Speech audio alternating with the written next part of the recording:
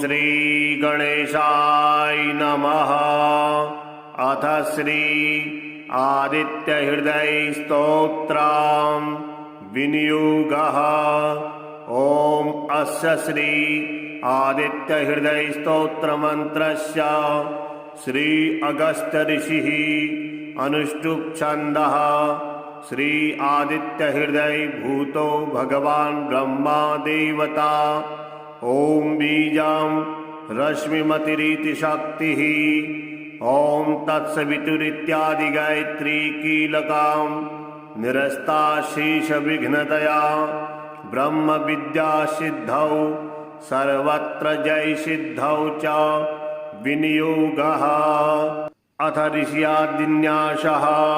ओम अगस्त्य ऋषये नमः शिरसि। अनुष्टुप् छन्दसि नमः मुखे। आदित्य हृदय भूत ब्रह्म देवतायै नमः हृदि। ओम बीजाय नमः गुह्ये। ओम रश्मिमते शक्तये नमः पादयो। ओम तत्सवितुरित्यादि गायत्री कीलकाय नमः नाभौ। विनियोगाय नमः सर्वांगे। अथ करन्यासः। ओम रश्मिमते अंगुष्ठाभ्यां नमः। ओम समुद्यते तर्जनीभ्यां नमः। ओम देवासुर नमस्कृताय मध्यमाभ्यां नमः। ओम विवस्वते अनामिकाभ्यां नमः। ओम भास्कराय कनिष्ठिकाभ्यां नमः। ओम भुवनेश्वराय करतलकरपृष्ठाभ्यां नमः। अथ हृद्यादिषडन्यासः। ओम रश्मिमते हृदयाय नमः। ओम समुद्यते शिरसे स्वाहा। ओम देवासुर नमस्कृताय शिखायै वषड। ओम विवस्वते कवचाय हुं। ओम भास्कराय नेत्रत्रयाय वषड। ओम भुवनेश्वराय अस्त्राय फड। ततो युद्ध परिश्रान्तं समरे चिन्तया स्थितां रावणं चाग्रतो दृष्ट्वा युद्धाय समुपस्थितां दैवतस्य समागम्य दृष्टुमभ्यागतो रणम् उपागम्य ब्रवीद्रामगस्तो भगवांस्तदा राम राम महाबाहो शृणु गुह्यं सनातनम् येन सर्वान् नरीन् वत्सा समरे विजयस्यसि आदित्य हृदयं पुण्यं सर्वशत्रुविनाशनम् जयावहं जपे नित्यं मक्षयं परमं शिवम् सर्वमङ्गलमाङ्गल्यं सर्वपापप्रणाशनम् चिन्ताशोकप्रशमनम् आयुर्वर्धनमुत्तमम् रश्मिमन्तं समुद्यन्तं देवासुरनमस्कृतम् पूज्यस्य विशस्वन्तं भास्करं भुवनेश्वरम् सर्वदेवात्मको हीश तेजस्वी रश्मिभावनः एष देवासुरगणान् लोकान् पाति गभस्तिभिः एष ब्रह्मा च विष्णुश्च शिवः स्कन्दः प्रजापतिः महेन्द्रो धनदः कालो यमः सोमो ह्यमांपतिः पितरो वशवो साध्या ह्यशनो मरुतो मनुः वायुर्वह्निः प्रजा प्राणा ऋतुकर्ता प्रभाकरः आदित्यः सविता सूर्यः खगः पूषा गभस्तिमान् सुवर्णसदृशो भानुर्हिरण्यरेता दिवाकरः हरिदश्वः सहस्रार्चिः सप्तसप्तिर्मरीचिमान् तिम्रोन्मथनः शम्भुस्त्वस्ता मार्तण्डको शुभान् हिरण्यगर्भः शिशिरस्तपनो भास्करो रविः अग्निगर्भोदिति पुत्रः शङ्खः शिशिरनाशनः व्योमनाथस्तमोभेदी ऋखयजुः शामपारगः धनवृष्टिरपां मित्रो विन्ध्यवीथि प्लवङ्गमः आतपी मण्डले मृत्युः पिङ्गलः सर्वतापनः कविर्विश्वो महातेजाः रक्तः सर्वभूद्भवः नक्षत्रग्रहताराणाम् अधिपो विश्वभावनः तेजसामपि तेजस्वी द्वादशात्मन् नमोऽस्तु ते नमः पूर्वाय गिरये पश्चिमायाद्रये नमः ज्योतिर्गणानां पतये दीनाधिपतये नमः जयाय जयभद्राय हरश्वाय नमो नमः नमो नमः सहस्रांशु आदित्याय नमो नमः नमग्राय वीराय शारंगाय नमो नमः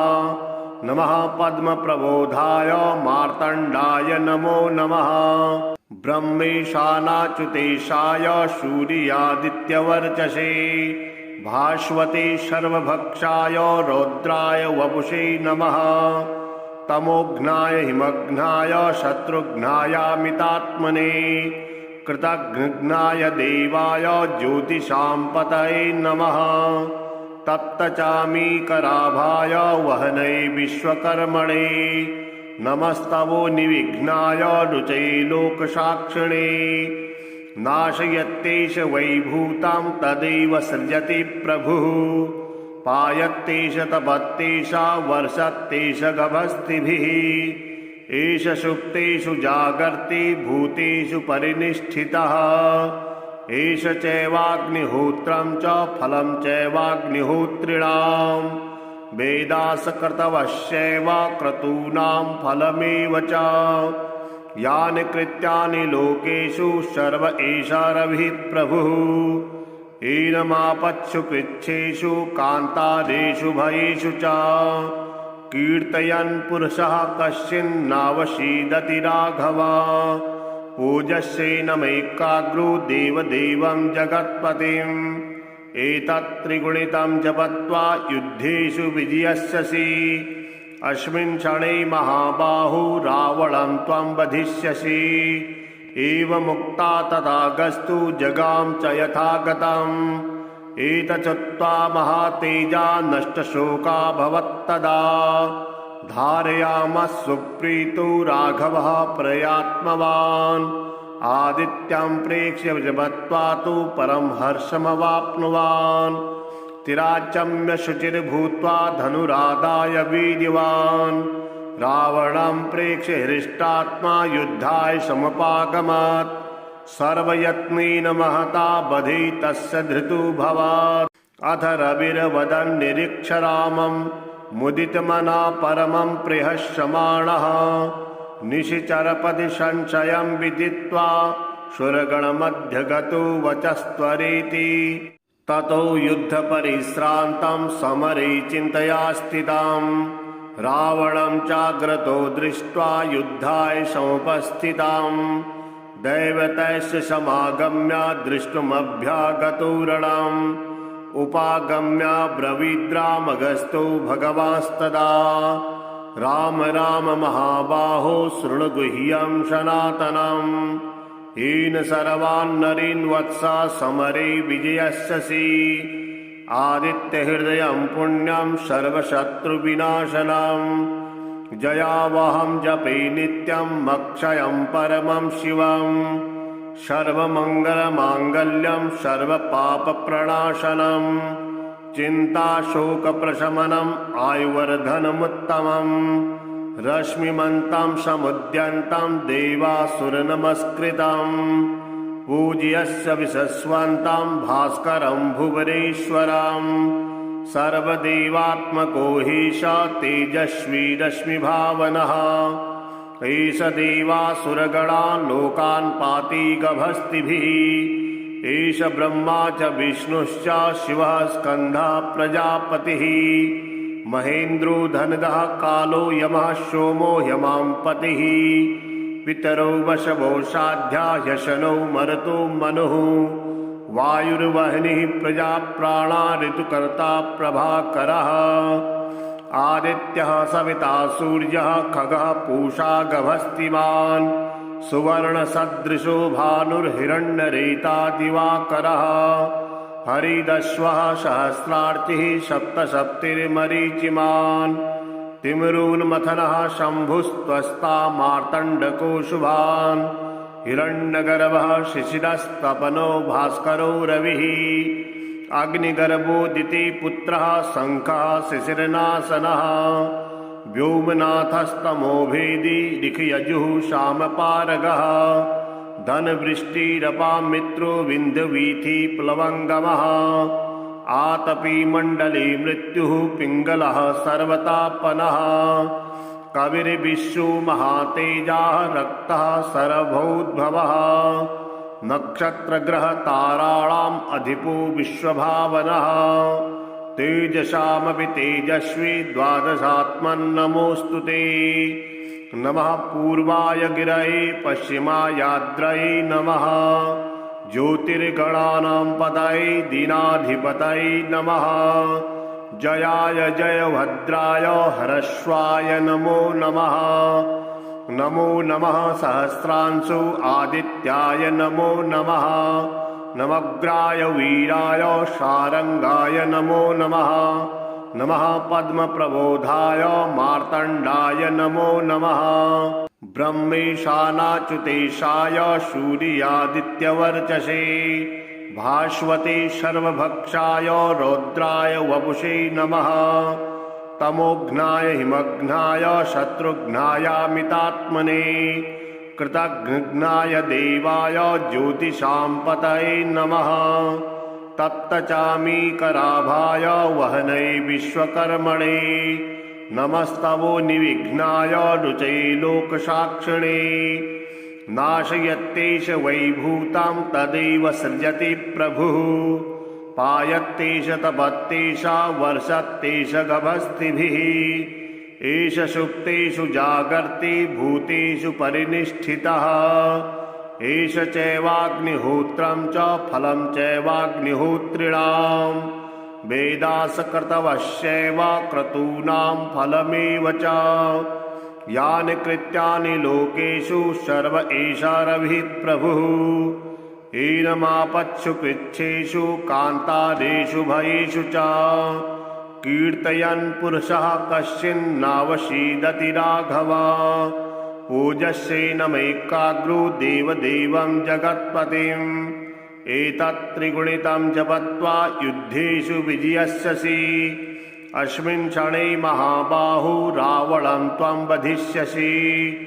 एवमुक्ता तथागस्तु जगाम च यथागतम् एतच्चुक्त्वा महातेजा नष्टशोका भवत्तदा धारयामः सुप्रीतो राघवः प्रयात्मवान् आदित्यं प्रेक्ष्य जपत्वा तु परं हर्षमवाप्नुवान् तिराचम्य शुचिर्भूत्वा धनुरादाय वीर्यवान् रावणं प्रेक्ष्य हृष्टात्मा युद्धाय समुपागमत् सर्वयत्नेन महता बधे तस्य धृतुभवात् अथ रविर्वदन् निरीक्ष रामं मुदितमना परमं प्रहस्यमाणः निशिचरपदि संशयं विदित्वा सुरगणमध्यगतो वचस्त्वरेति ततो युद्धपरिश्रान्तं समरे चिन्तया स्थिताम् रावणं चाग्रतो दृष्ट्वा युद्धाय समुपस्थिताम्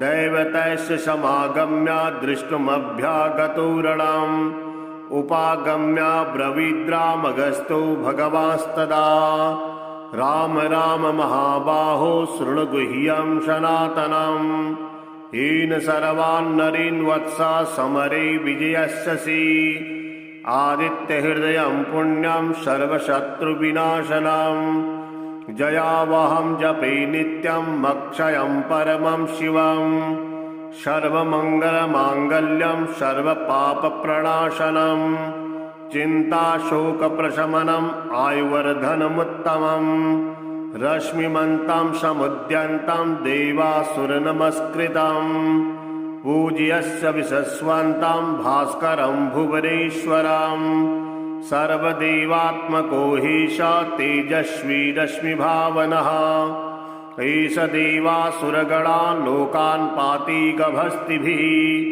एष ब्रह्मा च विष्णुश्च शिवः स्कन्दः प्रजापतिः महेन्द्रो धनदः कालो यमः सोमो ह्यमांपतिः पितरो वशवो साध्या ह्यशनो मरुतो मनुः वायुर्वह्निः प्रजा प्राणा ऋतुकर्ता प्रभाकरः आदित्यः सविता सूर्यः खगः पूषा गभस्तिमान् सुवर्णसदृशो भानुर्हिरण्यरेता दिवाकरः हरिदश्वः सहस्रार्चिः सप्तसप्तिर्मरीचिमान् तिम्रून्मथनः शम्भुस्त्वस्ता मार्तण्डको शुभान् हिरण्यगर्भः शिशिरस्तपनो भास्करो रविः अग्निगर्भोदिति पुत्रः शङ्खः शिशिरनाशनः व्योमनाथस्तमोभेदी ऋखयजुः शामपारगः धनवृष्टिरपां मित्रो विन्ध्यवीथि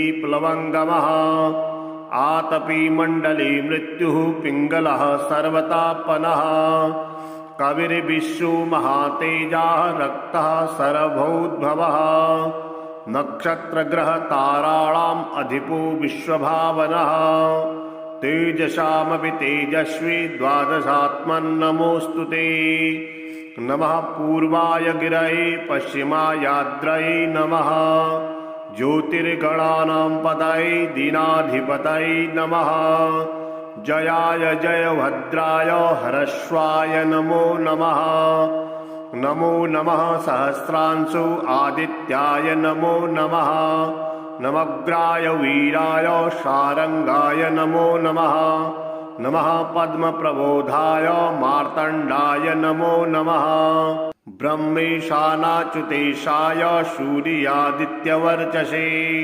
भास्वते सर्वभक्षाय रौद्राय वपुषे नमः तमोघ्नाय हिमघ्नाय शत्रुघ्नायामितात्मने कृतघ्नाय देवाय ज्योतिषां नमः तप्तचामीकराभाय वहनै विश्वकर्मणे नमस्तवो निविघ्नाय रुचये लोकसाक्षिणे नाशयत्तेष वैभूतां तदैव सृजति प्रभुः पायत्तेष तपत्तेष वर्षत्तेष गभस्तिभिः एष सुप्तेषु जागर्ति भूतेषु परिनिष्ठितः एष चैवाग्निहोत्रं च फलं चैवाग्निहोत्रिणां वेदासकृतवश्चैव क्रतूनां फलमेव च यानि कृत्यानि लोकेषु सर्व एष रविः प्रभुः एनमापत्सु कृच्छेषु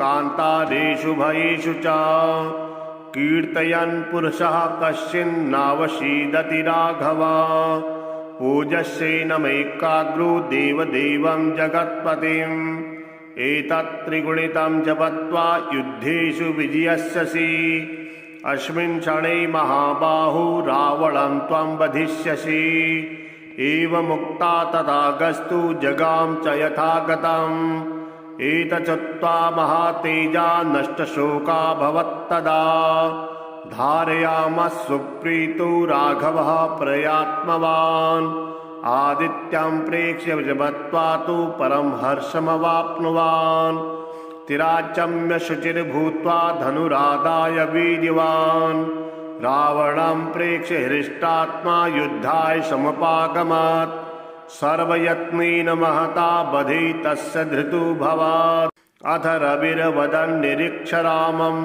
मुदितमना परमं प्रियश्यमाणः निशिचरपदि संशयं विदित्वा सुरगणमध्यगतो वचस्त्वरेति ततो युद्धपरिश्रान्तं समरे चिन्तया स्थिताम् रावणं चाग्रतो दृष्ट्वा युद्धाय समुपस्थिताम् दैवतैश्च समागम्य द्रष्टुमभ्यागतो रणम् उपागम्य ब्रवीद्रामगस्तो भगवास्तदा राम राम महाबाहो शृणु गुह्यं सनातनम् येन सर्वान् नरीन् वत्सा समरे विजयस्यसि आदित्यहृदयं पुण्यं सर्वशत्रुविनाशनम् जयावहं जपे नित्यं मक्षयं परमं शिवम् सर्वमङ्गलमाङ्गल्यं सर्वपापप्रणाशनम् चिन्ताशोकप्रशमनम्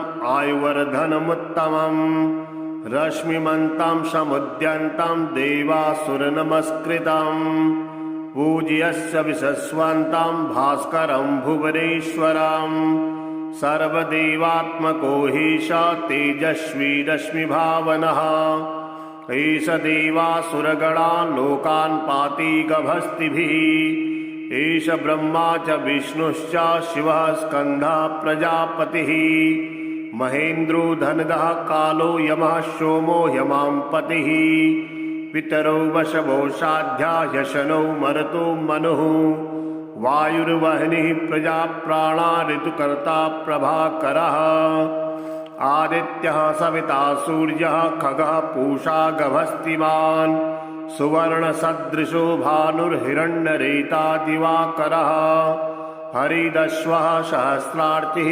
सप्तसप्तिर्मरीचिमान् तिम्रोन्मथनः शम्भुस्त्वस्ता मार्तण्डको शुभान् हिरण्यगर्भः शिशिरस्तपनो भास्करो रविः अग्निगर्भोदिति पुत्रः शङ्खः शिशिरनाशनः व्योमनाथस्तमोभेदी ऋखयजुः शामपारगः धनवृष्टिरपां मित्रो विन्ध्यवीथि प्लवङ्गमः आतपी मण्डले मृत्युः पिङ्गलः सर्वतापनः कविर्विश्वो महातेजाः रक्तः सर्वभूद्भवः नक्षत्रग्रहताराणाम् अधिपो विश्वभावनः तेजसामपि तेजस्वी द्वादशात्मन्नमोऽस्तु ते नमः पूर्वाय गिरये पश्चिमायाद्रये नमः ज्योतिर्गणानां पतये दीनाधिपतये नमः जयाय जयभद्राय हरश्वाय नमो नमः नमो नमः सहस्रांशु आदित्याय नमो नमः नवग्राय वीराय शारंगाय नमो नमः नमः पद्मप्रबोधाय मार्तण्डाय नमो नमः ब्रह्मेशानाच्युतेशाय सूर्यादित्यवर्चसे भास्वते सर्वभक्षाय रौद्राय वपुषे नमः तमोघ्नाय हिमघ्नाय शत्रुघ्नायामितात्मने कृतघ्नाय देवाय ज्योतिषां नमः तप्तचामीकराभाय वहनै विश्वकर्मणे नमस्तवो निविघ्नाय रुचये लोकसाक्षिणे नाशयत्तेष वैभूतां तदेव सृजति प्रभुः पायत्तेष तपत्तेष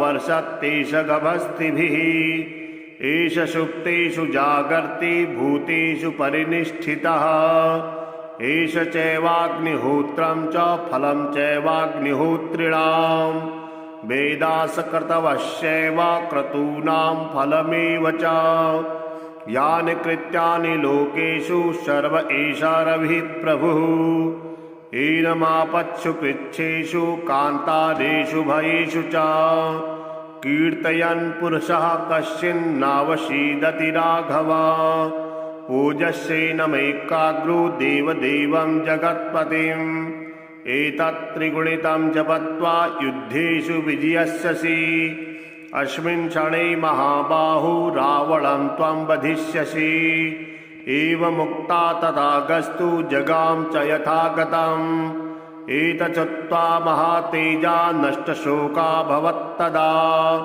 धारयामः सुप्रीतो राघवः प्रयात्मवान् आदित्यं प्रेक्ष्य जपत्वा तु परं हर्षमवाप्नुवान् तिराचम्य शुचिर्भूत्वा धनुरादाय वीर्यवान् रावणं प्रेक्ष्य हृष्टात्मा युद्धाय समुपागमत् सर्वयत्नेन महता बधे तस्य धृतुभवात् अथ रविर्वदन् निरीक्ष रामं मुदितमना परमं प्रहस्यमाणः निशिचरपदि संशयं विदित्वा सुरगणमध्यगतो वचस्त्वरेति ततो युद्धपरिश्रान्तं समरे चिन्तया स्थिताम् रावणं चाग्रतो दृष्ट्वा युद्धाय समुपस्थिताम् दैवतैश्च समागम्य दृष्टुमभ्यागतो रणम् उपागम्य ब्रवीद्रामगस्तो भगवांस्तदा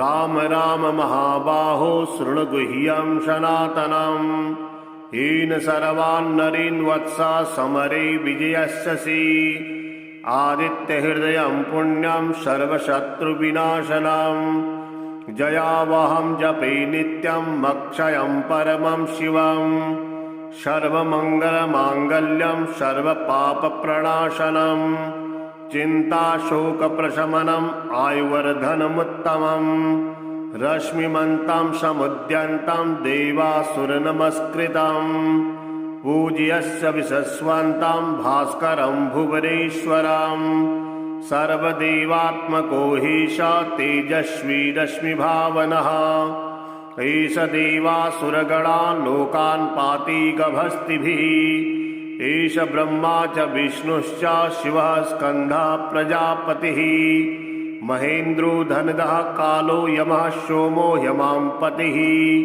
पितरौ वशवो साध्या ह्यशनौ मरुतो मनुः वायुर्वह्निः प्रजा प्राणा ऋतुकर्ता प्रभाकरः आदित्यः सविता सूर्यः खगः पूषा गभस्तिमान् सुवर्णसदृशो भानुर्हिरण्यरेता दिवाकरः हरिदश्वः सहस्रार्चिः सप्तसप्तिर्मरीचिमान् तिम्रून्मथनः शम्भुस्त्वस्ता मार्तण्डको शुभान् हिरण्यगर्भः शिशिरस्तपनो भास्करो रविः अग्निगर्भोदिति पुत्रः शङ्खः शिशिरनाशनः व्योमनाथस्तमोभेदी ऋखयजुः शामपारगः धनवृष्टिरपां मित्रो विन्ध्यवीथि प्लवङ्गमः आतपी मण्डले मृत्युः पिङ्गलः सर्वतापनः कविर्विश्वो महातेजाः रक्तः सर्वभूद्भवः नक्षत्रग्रहताराणाम् अधिपो विश्वभावनः तेजसामपि तेजस्वी द्वादशात्मन्नमोऽस्तु ते नमः पूर्वाय गिरये पश्चिमायाद्रये नमः ज्योतिर्गणानां पतये दीनाधिपतये नमः जयाय जयभद्राय हरस्वाय नमो नमः नमो नमः सहस्रांशु आदित्याय नमो नमः नवग्राय वीराय शारंगाय नमो नमः नमः पद्मप्रबोधाय मार्तण्डाय नमो नमः ब्रह्मेशानाच्युतेशाय सूर्यादित्यवर्चसे भास्वते सर्वभक्षाय रौद्राय वपुषे नमः तमोघ्नाय हिमघ्नाय शत्रुघ्नायामितात्मने कृतघ्नाय देवाय ज्योतिषां पतये नमः तप्तचामीकराभाय वहनै विश्वकर्मणे नमस्तवो निविघ्नाय रुचये लोकसाक्षिणे नाशयत्येष वैभूतं तदेव सृजति प्रभुः पायत्येष तपत्येष वर्षत्येष गभस्तिभिः एष सुप्तेषु जागर्ति भूतेषु परिनिष्ठितः एष चैवाग्निहोत्रं च फलं चैवाग्निहोत्रिणां वेदासकृतवश्चैव क्रतूनां फलमेव च यानि कृत्यानि लोकेषु सर्व एषा रविः प्रभुः एनमापत्सु कृच्छेषु कान्तारेषु भयेषु च कीर्तयन् पुरुषः कश्चिन्नावसीदति राघव पूजस्यैनमैकाग्रो देवदेवं जगत्पतिम् एतत् त्रिगुणितं जपत्वा युद्धेषु विजयस्यसि अस्मिन् क्षणे महाबाहो रावणं त्वं वधिष्यसि एवमुक्ता तथागस्तु जगाम च यथागतम् एतच्चुक्त्वा महातेजा नष्टशोका भवत्तदा धारयामः सुप्रीतो राघवः प्रयात्मवान् आदित्यं प्रेक्ष्य जपत्वा तु परं हर्षमवाप्नुवान् तिराचम्य शुचिर्भूत्वा धनुरादाय वीर्यवान् रावणं प्रेक्ष्य हृष्टात्मा युद्धाय समुपागमत् सर्वयत्नेन महता बधे तस्य धृतोऽभवत् अथ रविर्वदन् निरीक्ष रामं मुदितमना परमं प्रियश्यमाणः निशिचरपदि संशयं विदित्वा सुरगणमध्यगतो वचस्त्वरेति ततो युद्धपरिश्रान्तं समरे चिन्तया स्थिताम् रावणं चाग्रतो दृष्ट्वा युद्धाय समुपस्थिताम् दैवतैश्च समागम्य दृष्टुमभ्यागतो रणम् उपागम्य ब्रवीद्रामगस्तो भगवांस्तदा राम राम महाबाहो शृणु गुह्यं सनातनम् येन सर्वान् नरीन् वत्सा समरे विजयस्यसि आदित्यहृदयं पुण्यं सर्वशत्रुविनाशनम् जयावहं जपे नित्यं मक्षयं परमं शिवम् सर्वमङ्गलमाङ्गल्यं सर्वपापप्रणाशनम् चिन्ताशोकप्रशमनम् आयुर्वर्धनमुत्तमम् रश्मिमन्तं समुद्यन्तं देवासुरनमस्कृतम्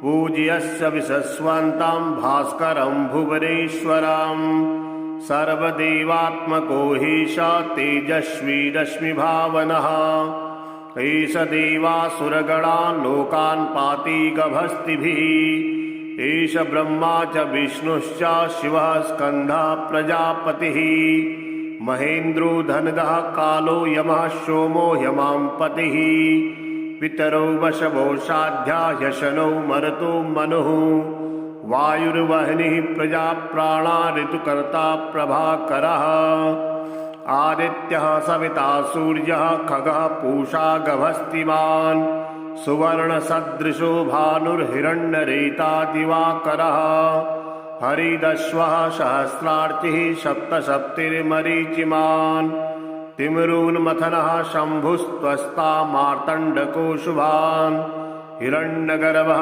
शिशिरस्तपनो भास्करो रविः अग्निगर्भोदिति पुत्रः शङ्खः शिशिरनाशनः व्योमनाथस्तमोभेदी ऋखयजुः शामपारगः धनवृष्टिरपां मित्रो विन्ध्यवीथि प्लवङ्गमः आतपी मण्डले मृत्युः पिङ्गलः सर्वतापनः कविर्विश्वो महातेजाः रक्तः सर्वभूद्भवः नक्षत्रग्रहताराणाम् अधिपो विश्वभावनः तेजसामपि तेजस्वी द्वादशात्मन्नमोऽस्तु ते नमः पूर्वाय गिरये पश्चिमायाद्रये नमः ज्योतिर्गणानां पतये दीनाधिपतये नमः जयाय जयभद्राय हरश्वाय नमो नमः नमो नमः सहस्रांशु आदित्याय नमो नमः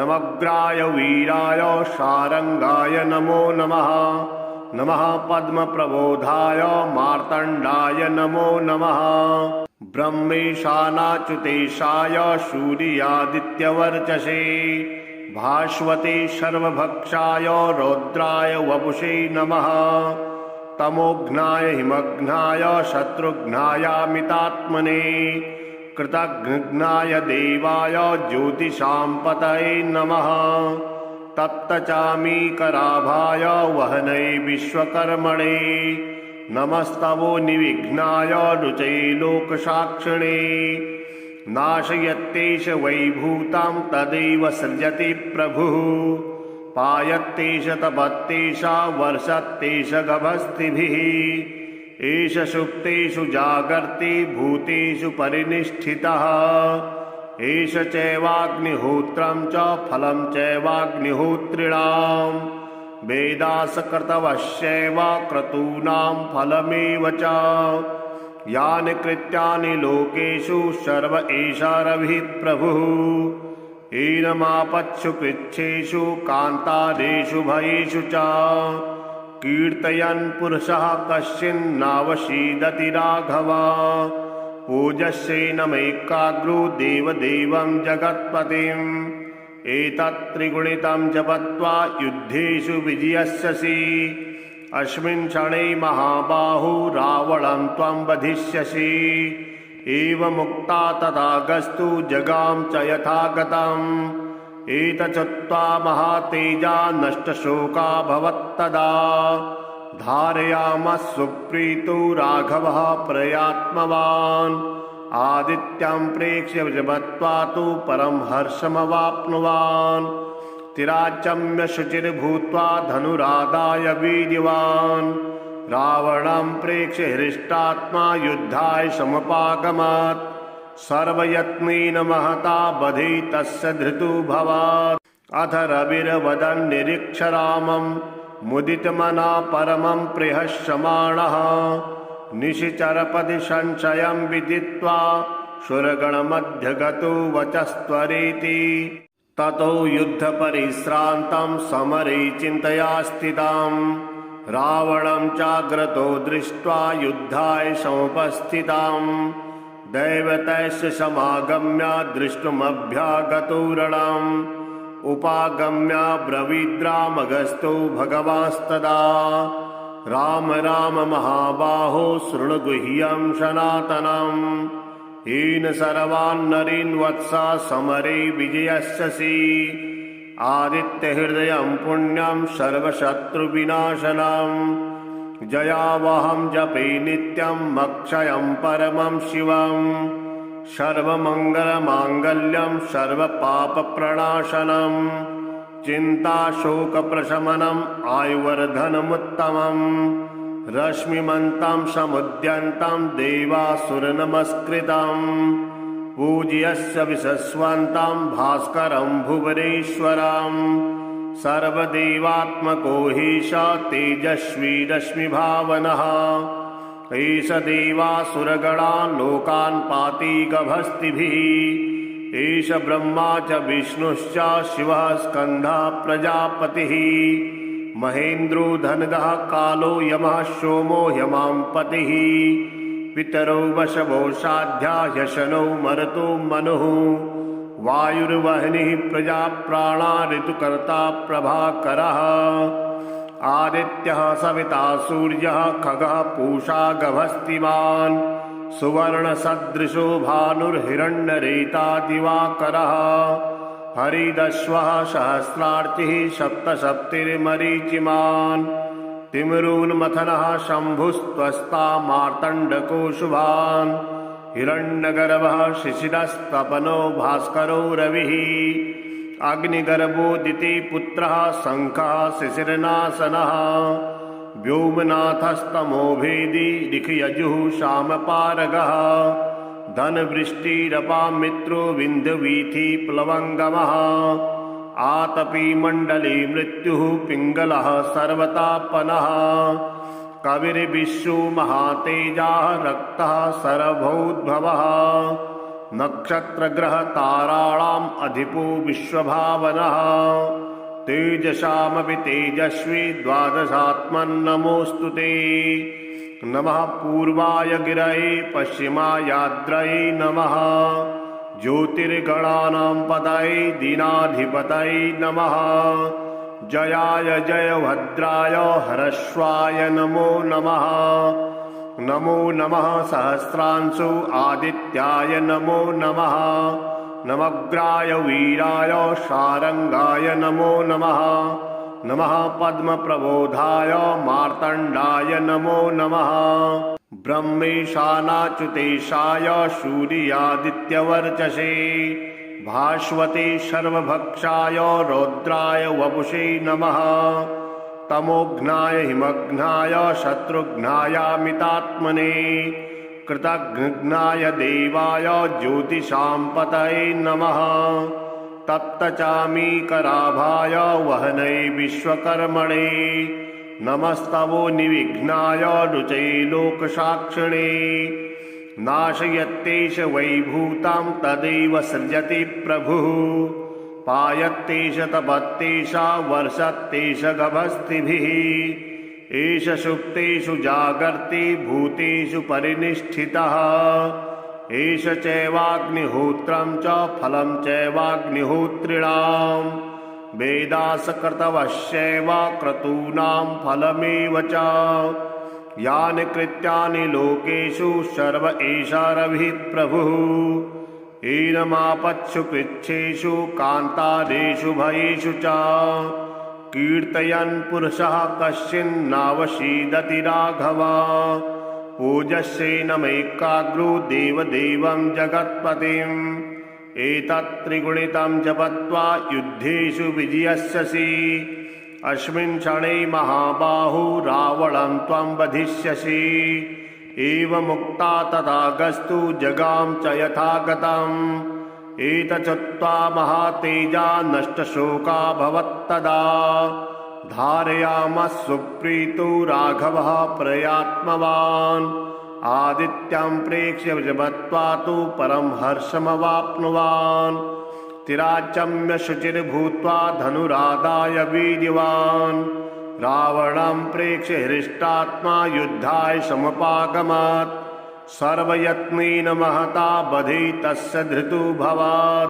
अथ रविर्वदन् निरीक्ष रामं मुदितमना परमं प्रहस्यमाणः।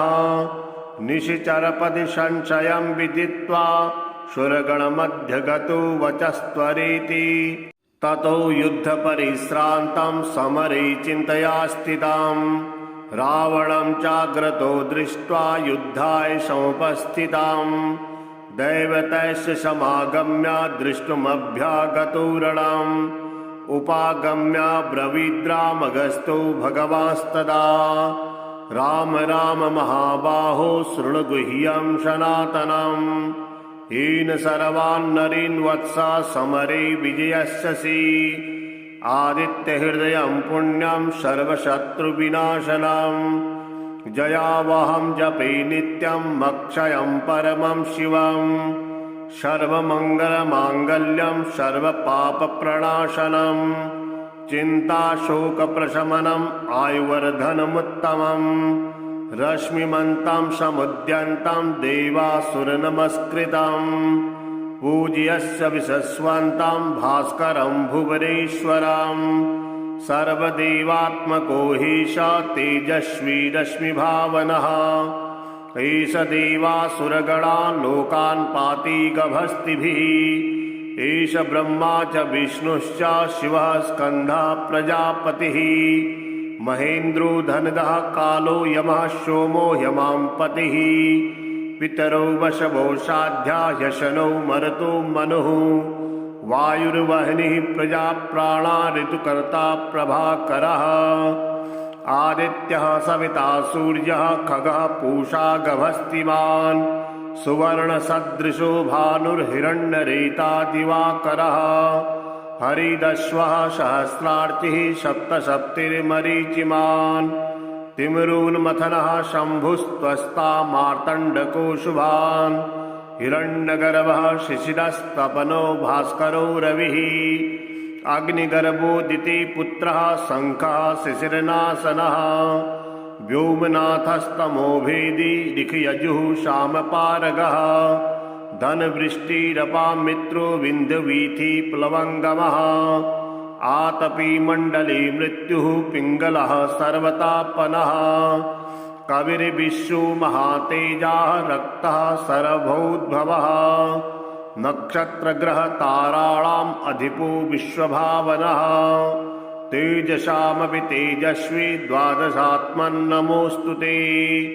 नमः पूर्वाय गिरये पश्चिमायाद्रये नमः। ज्योतिर्गणानां पतये दीनाधिपतये नमः। जयाय जयभद्राय हरस्वाय नमो नमः। नमो नमः सहस्रांशु आदित्याय नमो नमः। नमग्राय वीराय शारंगाय नमो नमः। नमः पद्मप्रबोधाय मार्तण्डाय नमो नमः। ब्रह्मेशानाच्युतेशाय सूर्यादित्यवर्चसे। भास्वते सर्वभक्षाय रौद्राय वपुषे नमः।